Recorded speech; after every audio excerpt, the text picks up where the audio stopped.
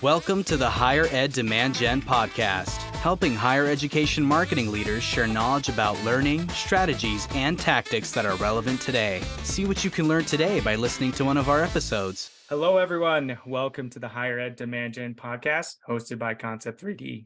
On this podcast, we discuss marketing topics on creating and capturing demand in higher ed. Before we jump in, we do have a quick message from our sponsors at Concept 3D. Concept 3D's purpose is to foster connections through technology, elevating the way businesses connect with their community by leveraging the power of events and location. If your school needs an interactive map, virtual tour, or a centralized events calendar, please reach out to concept3d.com. Thank you. So let me introduce myself. My name is Shiro Hattori, and I will be your host today. And today I'm super excited to introduce our guest speaker.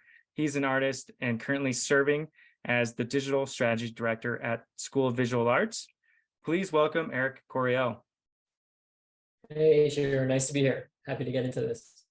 Amazing. And as an icebreaker, actually, fun fact, SVA is one of the schools I've actually visited in person because my older sister is an alumni from there. And so I've actually been to the graduation. So it's one of the few chances I get to talk to an institution where I've actually been there in person. So really excited for today. And I love to open up with an icebreaker. And this question is, what do you love about higher ed?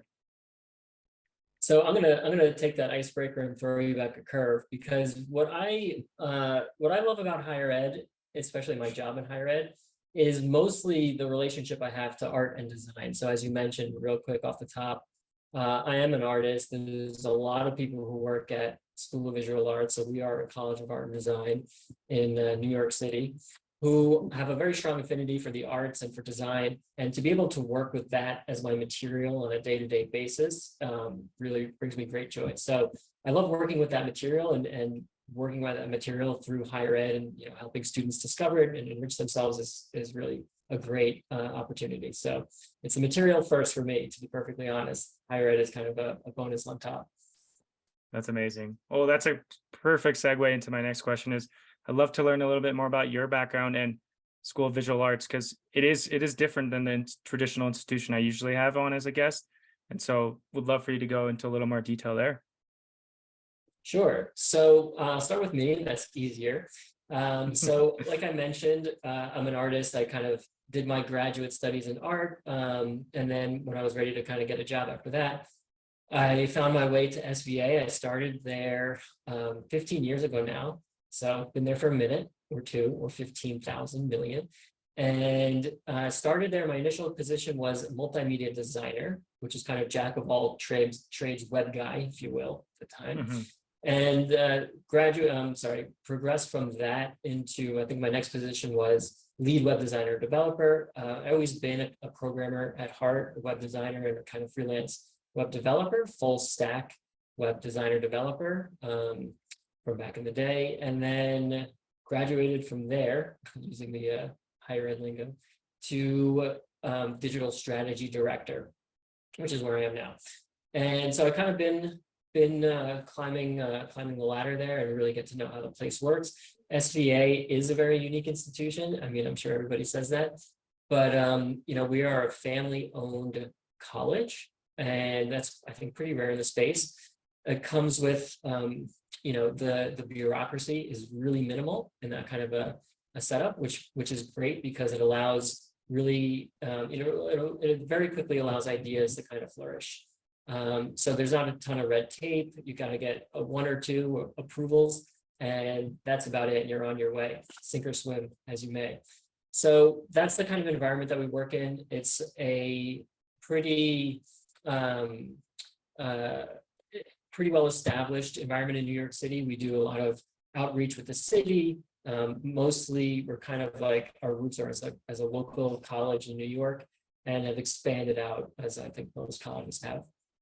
But we're kind of a bread and butter New York City institution. That's amazing. And I know you mentioned earlier about international students. Do you have a pretty big international student base too? We do. Yeah, we definitely do. Mostly at this point coming from Asia, from Korea, from China, although we are seeing some demographic shifts, as I'm sure most colleges are, with more students coming from India, and other parts of the Middle East and Europe as well. It's amazing. And one thing I know in your probably lengthy list of responsibilities, one of those big tasks is the website, right? Correct. Yeah. Yep.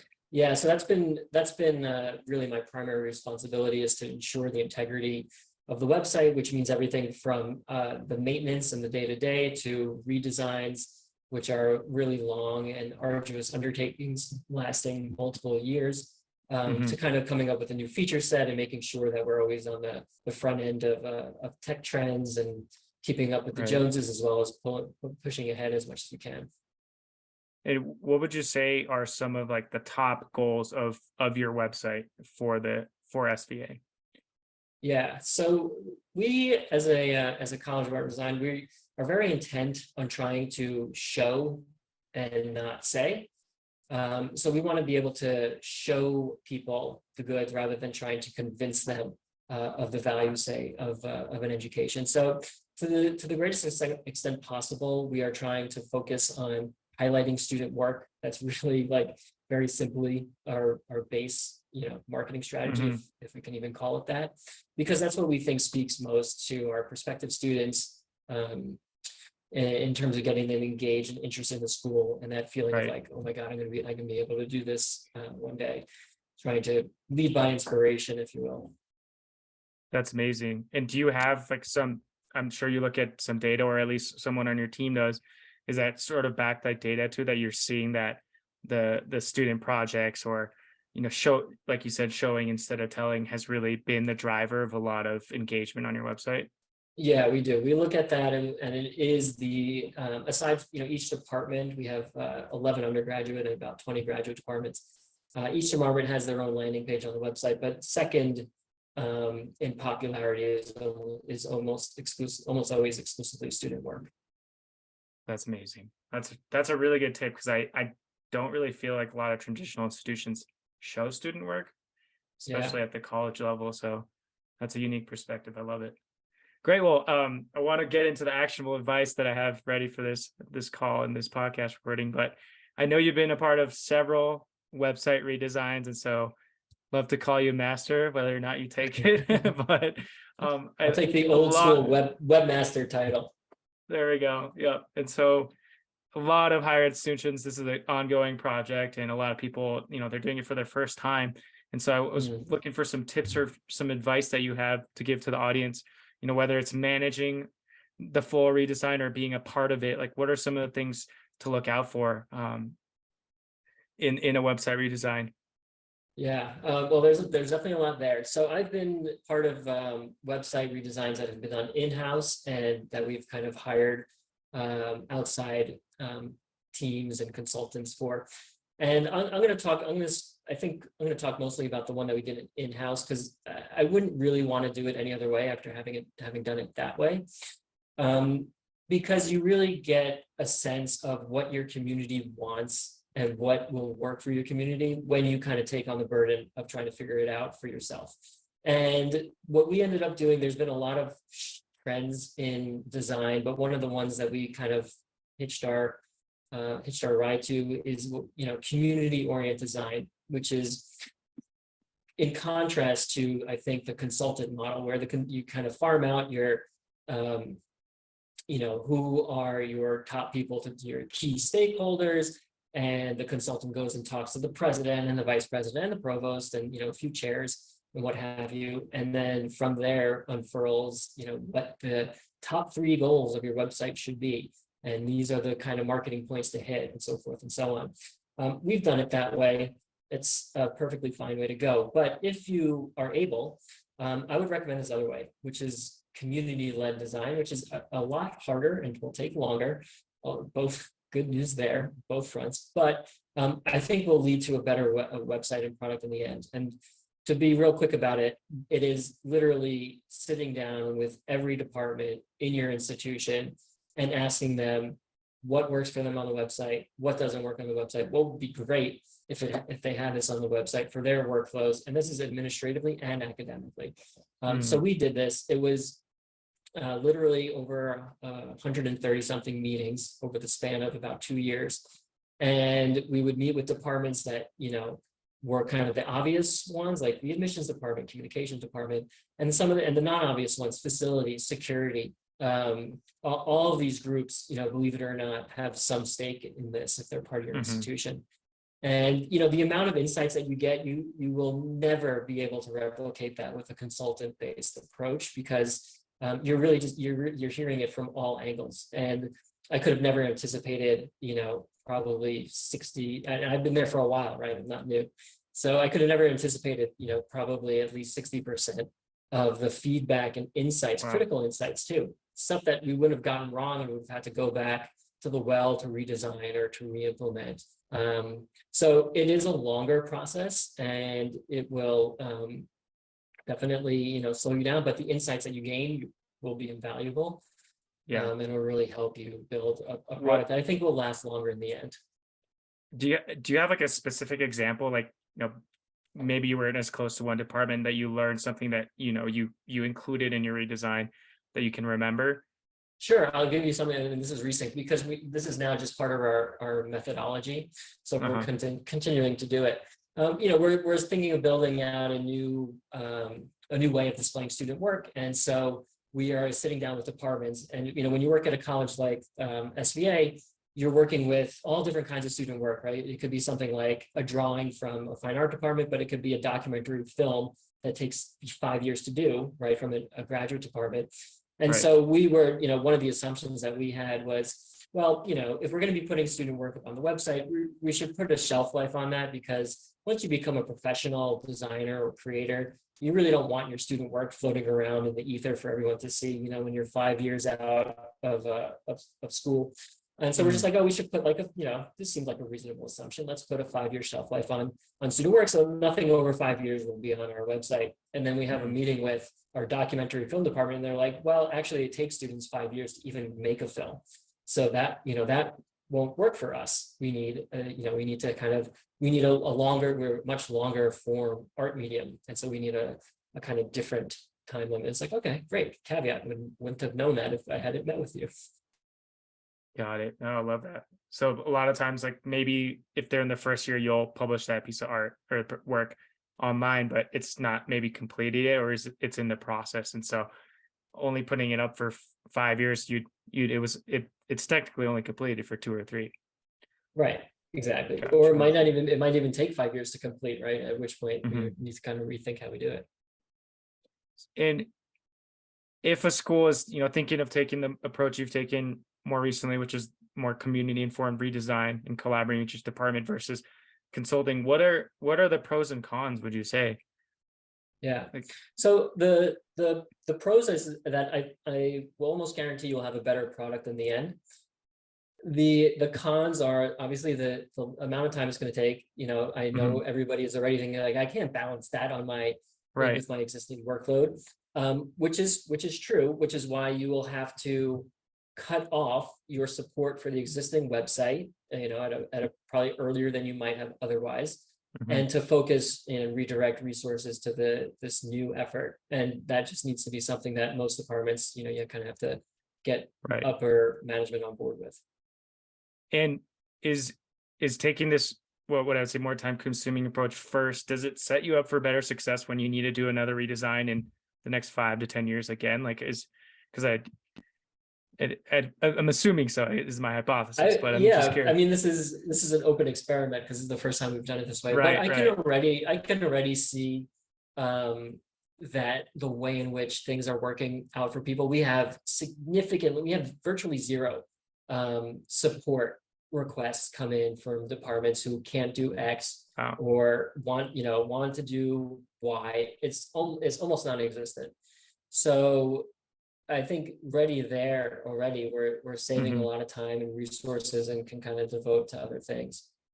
That's amazing. And before you did this, like when you first did the redesign through a consulting company, you had more issues. Yeah, we would basically have support. And there would be we had one person who was basically in charge of kind of fielding all of these requests and literally walking people through how to do X or Y or Z. But we don't see that anymore. Gotcha. That's a great insight. So time spent now is going to be potentially saved later. Yeah. Not even to mention the end product's going to be potentially better as well. And you will get to know your institution in a way that you could have never known it before. And Right. you get to meet all the people who help run the place. So it's a good thing if fantastic. you can afford it. That's great. And I know last time in our intro call, you mentioned kind of this 1 to 5 year process, what you should do on the first year, second year, third year, just kind of general rule of thumb that you explained. And I thought that was really impactful, at least for me to learn about, if you want to share that as well. Yeah, sure. This is just like the life cycle of a large institutional EDU website, at least according to me. But I think like when we launched the recent version of our site. You can visit it sva.edu in December of 2019. And I remember the first year after we were launched was basically just putting out fires and unsweeping all the things that we swept under the rug to just get that thing up. So that was year one. Year one is kind of just like crisis management, more or less. And then year two, that starts to calm down. And that's when we can kind of really start pulling out a lot of the stuff that we didn't quite have time to get to during development. Some of the more or less key features that we wanted to implement, we can kind of like start implementing those. And then year three and year four, which is kind of where we are now, I feel like are like the golden age of the website, because you basically at this point should have gotten, everything should be working pretty much just fine. You're not really dealing with bugs and tickets and major critical issues. And so now you get to work on development, the fun part, and you get to kind of, in my opinion, choose a handful of major features that you get to add before you kind of have to, in year five, start thinking pretty seriously about the redesign, maybe even in year four, because if you do it the way that we did it, it's going to take you 3 years to even, from the time that you start doing that, 3.5 in our case, from the time that you start thinking about it until you're really revving up and at the starting line to kind of start working on it. So then you kind of have to start really thinking about what's going to be the next mode of evolution for the site, and priming upper management for the next sometime in the next 2 years. We're going to need to get a budget together, et cetera, to start the process again. Got it. And is that year 4 or 5 mark when you start really like working with other departments again to understand how the website is performing? Like I know you mentioned perception versus reality, and making sure that you're surveying students maybe with a smaller audience first. Like what part of that does that really fit into there? Yeah, I mean, this is another key thing that we do, that I would recommend that you do. As a college, you probably have your the demographic that you want to reach probably on campus at least part of the year. Like, so for us, we have a pre-college program where high school students can come to campus during the summer for a few weeks and learn certain elements of art and design. And we took that as an advantage to really try and like literally look over their shoulder as we ask them, like, can you find where tuition is? Can you navigate to this department? How easy is it for you to find this information and that information? And we were doing that with prototypes that we had built that were going to mimic the site, the navigational structure. And just, using that demographic to be able to really hone in on what's working, what isn't working, because they're the ones, most likely that really need to be able to find the information you're trying to serve. Do you remember like something you learned through that small experiment? I know it's probably 5 years ago now, but yeah, there's a lot of layers of UI UX in my brain on top of those tests that we did. I don't remember. I mean, I do remember that a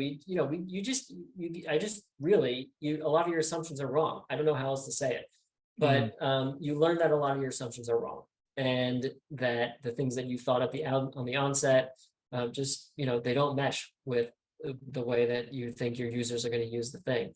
So there really is this assumption correction that needs to happen throughout the process, and the sooner the better, really. I don't trust my assumptions at all. I have some UI UX ideas about how to do X, Y, or Z. If I don't run them by at least, and I think I'm pretty decent at this, like I've been in it for a while, but if I don't run it by at least 2 or 3 people, and then try to at least have at least one person who hasn't seen the thing test it, it's not worth anything for me. It's amazing. Really, I think it speaks to your collaborative and community informed design that you just talked about. So that's really great. Switching gears slightly a little bit. I know this is again another older project. You were a part of the virtual tour production and development in years past at SVA, and just given your background as a digital artist yourself, and the fact that you think more artistically probably than more of the other institutions. I wanted to pick your brain a little bit on how you developed your virtual tour, because I see a lot of schools doing kind of what I call the bare minimum, or mimicking their actual in-person tour that they would offer like through the Welcome Center. Not saying that that's bad, like it's better to have a virtual tour, but like anyone that goes to your website it's pretty clear, like this, it's outstanding. And so I'm curious what your thought process or end result with your virtual tour was like in comparison to like maybe some of the examples you saw before you started the project. Yeah. Yeah, well, I will say to do a non-default kind of virtual tour is not easy.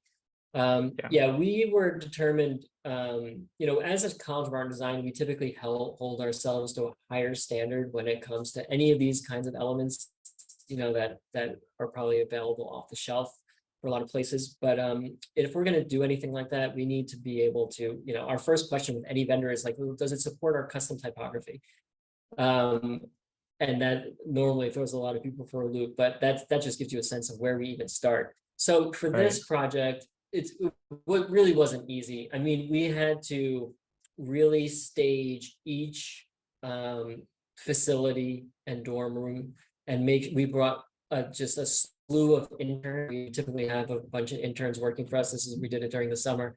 And so we brought students that we can kind of pose into different places. We made sure that the garbage can wasn't in the middle of the room, it was off to the side, and really going in and like really neatening everything up as much as possible, trying not to leave any stone unturned in that sense, posing students, and then making sure that we had an idea of what we were going to do in post, because we ended up overlaying all these like interactive elements into our facilities so that you can like almost like the original Nintendo, where Mario, and you kind of like can hit that question box and a coin comes out. Like we would basically have those kinds of things embedded into our virtual tour, so you can kind of click on a thing and you get all these like all this other like information kind of spouts out about the courses in this offered in this department in 3D, because we're doing a 3D thing.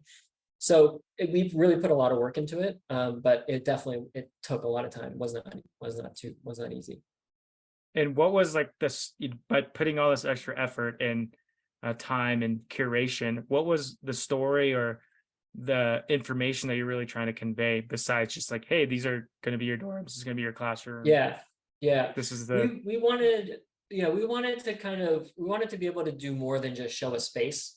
We wanted to be able to give students an idea of what they would do in that space. So if you kind of click into any of our facilities on our virtual tour, you would find in this space, there would be things for you to click on that would give you a sense of like the main courses in the curriculum, the main types of facilities, or like, if we're talking about like a film studio, like the kinds of equipment that you would have access to. And then like a little, the third like little fun, Easter egg type of content that we would kind of just lay that's into great. fun. So yeah, we were trying to make it fun for us, fun for them, and kind of more visually engaging than maybe the default version. Amazing. Yeah, got it. Thank you.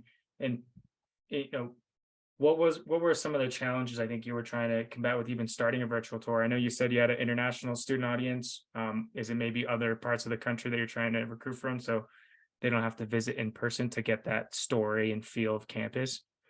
Yeah, I think a lot of colleges, we have a pretty large international audience. I don't know, I'm not an admissions guy, so I don't know the exact stats, but I do know that the people who come to visit, their chances of matriculation are significantly higher than those that don't. So I think that's kind of what drove the virtual tour. Everybody's got to have one now. And we were just trying to, we got to have one. So how can we make it, a little bit better than the default? Amazing. Well, thank you so much, Eric, for all your insight and all the tips with the website redesign. I'm really excited to clip that into little pieces for LinkedIn because I think our audience will love Yeah. it. I was wondering where our listeners and our followers could engage with you. Maybe you have your LinkedIn or somewhere where they can see some of your artwork as well. Sure. Yeah, for me, you can find me on LinkedIn, Eric Corriel, also on Twitter and Instagram at Eric Corriel, for each of those platforms. Check out the website, sv.edu. If you're feeling so inclined, let me know what you think. You can there's a form on there, the contact page for the Visual Arts Press. That's the department where I work, and love to hear any thoughts. Thanks so much, Eric. Thanks so much for being a guest on our podcast today. It's great having you. Thanks for having me. Yeah, it's fun. And thanks to all our listeners for tuning in. And of course, if you're looking for interactive map, event solution, or virtual tour, please reach out to us. Otherwise, tune in for the next episode.